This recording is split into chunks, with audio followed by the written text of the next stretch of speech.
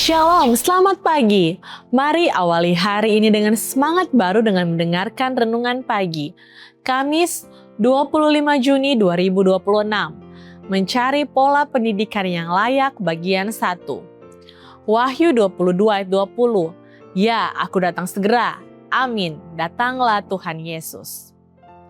Bagi umat Advent masa kini, pendidikan Kristen mungkin terlihat sebagai bagian utama dari identitas gereja sejak awal. Namun, kenyataannya tidak demikian. Pendidikan formal justru menjadi salah satu perkembangan yang muncul belakangan dalam sejarah Advent. Sebelum itu, gereja lebih dahulu membangun penerbitan tahun 1849, organisasi resmi 1863, dan pelayanan kesehatan 1866. Sekolah Advent sendiri baru dimulai pada tahun 1872, dan bahkan menjelang tahun 1900, sistem pendidikan dasar belum berkembang luas. Perkembangan yang lambat ini sebenarnya berakar pada cara berpikir para pendahulu Advent. Mereka hidup dengan keyakinan kuat bahwa kedatangan Yesus sudah sangat dekat. Dalam pandangan seperti itu, pendidikan formal sering dianggap tidak terlalu penting. Mengapa harus membangun sistem pendidikan jangka panjang jika dunia akan segera berakhir? Bahkan, sebagian orang menganggap menyekolahkan anak sebagai tanda kurangnya iman terhadap kedatangan Kristus yang segera.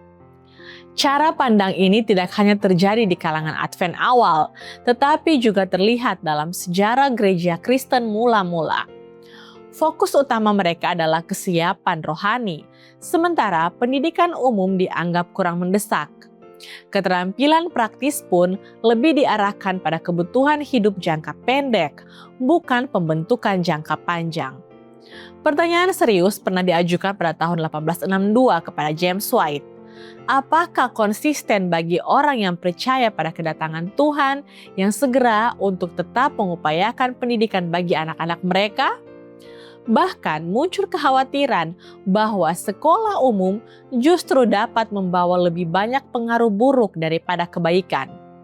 Menanggapi hal itu, James White menegaskan bahwa keyakinan akan kedatangan Kristus tidak boleh menjadi alasan untuk mengabaikan perkembangan pikiran dan pengetahuan. Justru pikiran yang terlatih dan disiplin akan lebih siap menerima dan menghargai kebenaran besar tentang kedatangan Kristus yang kedua.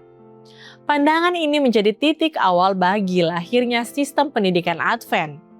Dari sinilah terbuka jalan bagi gereja untuk melihat pendidikan sebagai bagian penting dari persiapan rohani dan pelayanan. Pada akhirnya, Tuhan menghendaki agar kita mengembangkan seluruh potensi yang telah Ia berikan. Sambil menantikan kedatangannya, kita dipanggil untuk bertumbuh bukan hanya secara rohani tetapi juga dalam pengetahuan, karakter, dan keterampilan hidup. Kiranya renungan di pagi hari ini dapat menjadi kekuatan bagi kita semua dan menjadi perenungan kita sepanjang hari ini. Amin. Mari kita berdoa. Tuhan dalam kerajaan sorga, terima kasih Bapa untuk perlindungan-Mu kepada kami sampai saat ini. Engkau telah membangunkan kami di pagi hari ini dengan tubuh yang kuat. Terima kasih Bapa untuk berkat firman Tuhan yang boleh kami terima di pagi hari ini. Bapa, kiranya Engkau selalu bersama-sama dengan kami sepanjang hari ini dalam setiap aktivitas kami. Tuntunlah kami agar segala sesuatu yang kami lakukan dapat seturut dengan kehendak-Mu.